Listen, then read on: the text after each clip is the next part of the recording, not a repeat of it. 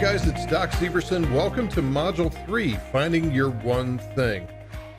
Now, finding your one thing is about what you're meant to do. So instead of trying to trade everything that's out there and hoping to be good at it, instead it's about narrowing your field of vision down to one single thing and then becoming a master at that one single thing. To me, it's the only way that people should get into actual trading. So if you want to make money, this is what you have to do, is you have to get good at one thing. And then you can always expand on that afterwards. Once you get good at that, then you can start to add to your inventory of things that you're really, really good at. But you really can't expect to stumble into trading and be good at everything all at once. This is the misconception, I think, that media pushes on this field. Now, one more thing before we get into the video. I do want you to check out the written material for this module, for Module 3, because it goes into the origin of Curley's Law, and it's really cool. And I'm not going to cover it in this video. So without further ado, here is Finding Your One Thing. Okay, to begin, what is this one thing that I speak of? Well, this is what you've got to find. This is the performance niche that you're going to define yourself by as a trader. Look at any other field defined by performance and you'll see specialists everywhere you look. Modern sports teams are defined by specialists now. Those that are masters at one thing, like a closer in baseball, a penalty kick specialist in the Premier League, or an enforcer in hockey. They got to the pinnacle of their sport by specialization, not by being generalists. So we get into the multiplier effect. Jim Collins, who wrote the book Good to Great, defined the notion of the hedgehog concept. Good companies turn into great ones by simplifying and focusing on their strengths. And the three elements of doing this are, number one, what you can be best at. Number two, where you can be most profitable. And number three, what you're most passionate about. So the point here is if you put all these three things together, what you're best at, what you can be most profitable with, and what you're most passionate about, they tend to multiply off of each other and combine to provide success for you. So these are three things that you need to be looking for as we go through this. So how do you find that one thing? I've had a lot of questions over the years from people saying, look, Doc, I don't know how to find my one thing. Well, it's kind of a process. And it's something I had to go through once upon a time as well, too. So there's many different styles and forms of trading that you can pursue with an almost infinite combination of variables. So this is why I talk about in the text of going kind of like speed dating. Get experience with different forms of trading. Don't risk any capital with them until you know what you're doing. There's no reason to spend any capital to learn them.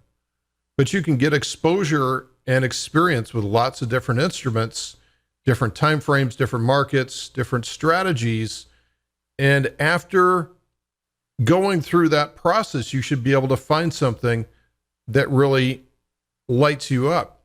So some of the things that we can look at are time frames. Have you tried intraday trades using different minute or tick charts? Have you tried swing trading using longer time frame charts, such as maybe a 5-hour or daily chart?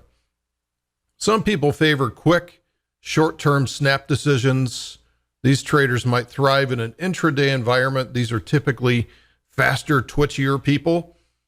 However, others are more slow and more ponderous, and that's not a negative thing. They tend to sit back and reflect fully on all the data in front of them before they make a decision. And those people probably are not going to be able to react quickly enough in the intraday environment, so they may be better swing traders.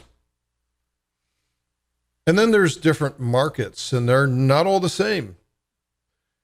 Cryptocurrencies, Forex, equities, bonds, each will provide a different trading experience. Some are only open for 6.5 hours a day, 5 times a week. Others are open 24/7. They never shut down. Sometimes your choice of market will depend on your ability to be available. So if you have a full-time job, which you're attending during the trading day, then it might be difficult for you to trade like a traditional equity market. And you may need to pick something else which is open 24/7 and gives you opportunities when you're available. And then there's different instruments. Aside from different markets you can trade, there are different ways that you can trade each market. With the crypto market, you can trade spot, futures on some assets, and options on other assets. This is similar to the equities market, where you can trade stocks, futures on a small number of assets, and options on a much wider array of assets. But some of these instruments are simple, such as the spot markets, are pretty easy to understand. Others can be incredibly complex to understand and manage, such as options. And then finally, we get into different strategies. Strategy defines how you enter, how you manage a position, and how you exit the position. There's thousands of different possible strategies based on how you define edge and what studies or indicators that you use to make decisions about entries, defense, and exits. It's not like you have to trade them all to understand. Finding ones that make sense to you are very, very important. And then we need to find the rage to master. This is a term from Brett Steenbarger. We will always gravitate towards those activities that we enjoy. The rage to master is a consuming motivation to extend and express one's capacities. If you've ever found yourself lost in something where you just get lost in it, right? Either whether you're reading a book or you're playing a game or you're involved with something that you're deeply into, this is the rage to master. So pick an asset, a time frame, an instrument, and a strategy that gives you that rage to master it.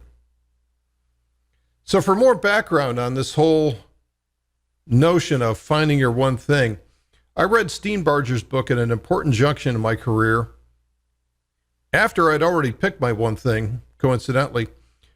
However, it did get me past a plateau, and his work forms the basis for my own professional efforts to this day. So what is your thing? Now, in the next module, we're going to get into trading edge. It's not something that people talk about much, but it's something that you've got to have. We'll see you there.